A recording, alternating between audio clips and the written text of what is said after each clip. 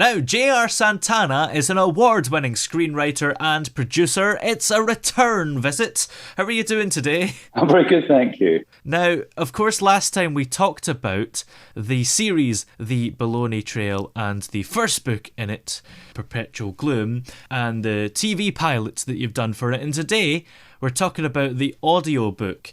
And I think, it's important once again for a brief overview of this story. Well, yeah, it's the Bologna Trail is an intergenerational narrative that spans 30 years from the 30s right through to the 1960s, and set in the United States and Mexico.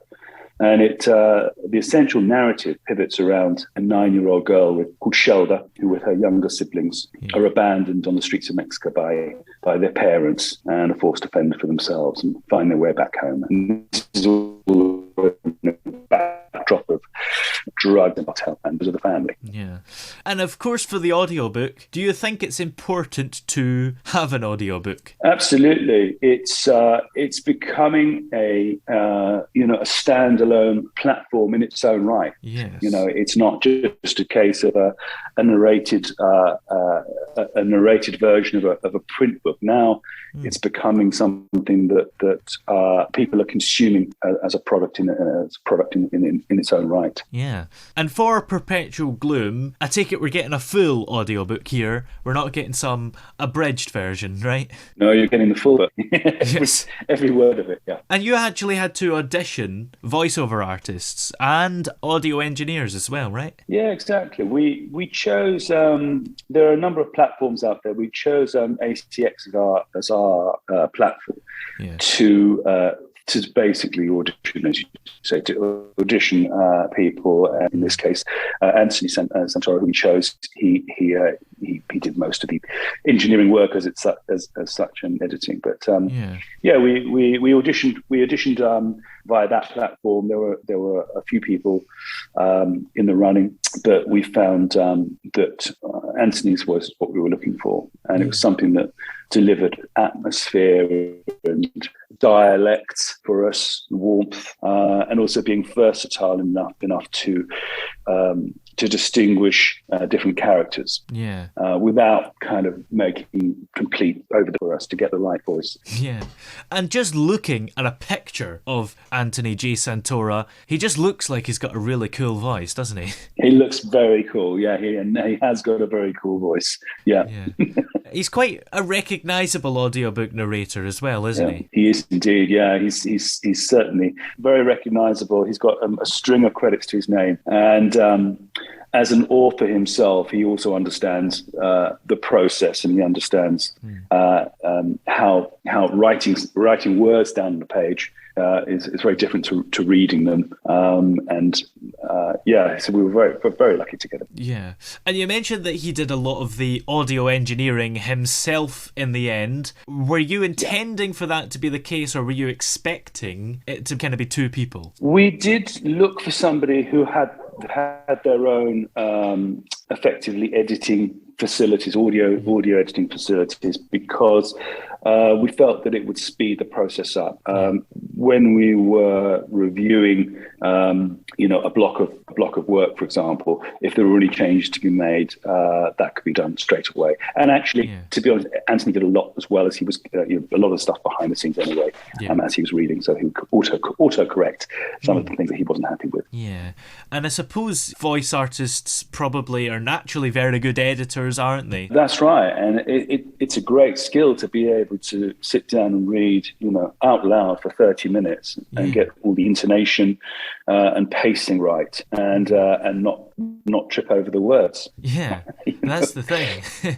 Did he trip over the words sometimes? I mean, did you have to ask for corrections at any point?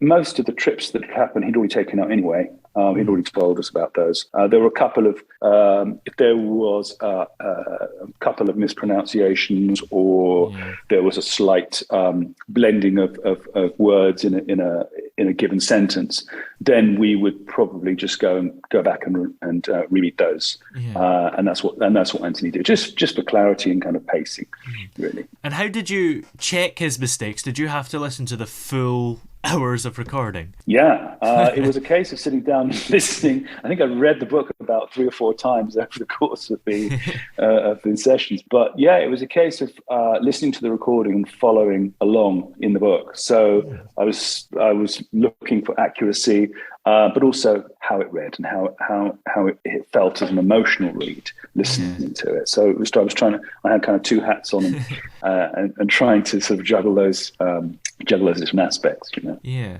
Is that quite hard to do? Because if I was doing it, for example, I would probably just miss stuff because I'd be getting tired or bored at doing it for so many hours. Yeah, it is time consuming, but the blocks are broken down. I mean, we will, let's say, have a 30-minute block, but that's broken down into 12-minute units. So it is difficult to do.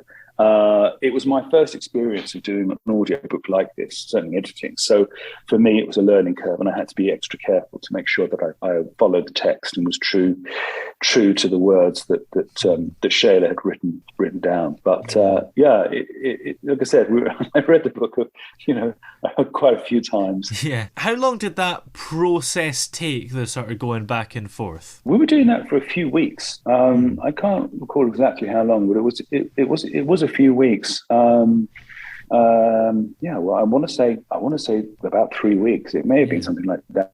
Yeah. But obviously with the kind of final sign off and the artwork and everything like that, it took a little bit longer for everything to go live. Yeah, absolutely. And I suppose you know the book better than anyone else, maybe, apart from Shayla.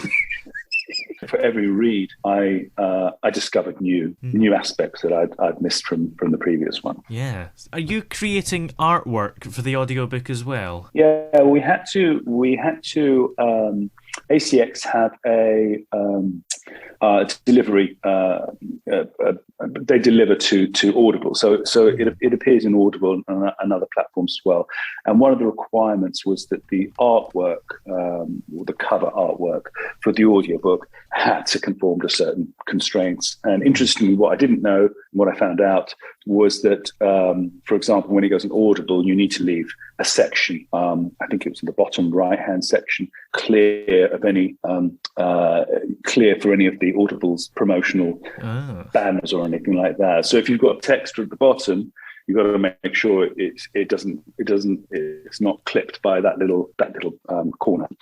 So it was those little things that I picked up, and we had when we first did it, we followed everything, and we had to kind of redo it again because some of our text was sitting underneath the promotional banner. Yeah, that's interesting because you wouldn't really think about that, but I guess there are reasons. Yeah, exactly.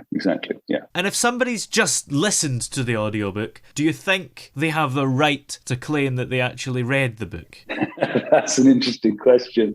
I think they have listened. Yeah, they've listened to.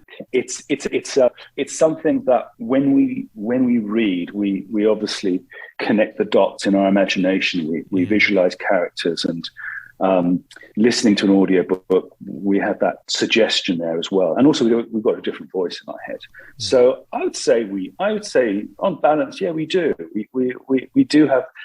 We do experience the content, but we experience it in different ways. Yeah. So yeah, we have the right to say that we read it. Yes. I think. In a way. Yeah.